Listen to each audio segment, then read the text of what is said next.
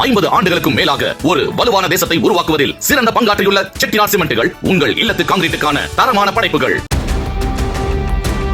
மதுரை மாவட்டம் வாடிப்பட்டி அருகே சொத்து தகராறு காரணமாக சகோதரர்கள் ஒன்று சேர்ந்து தம்பியின் வீட்டை அடித்து நொறுக்கிய சிசிடிவி காட்சிகள் வெளியாகியுள்ளன.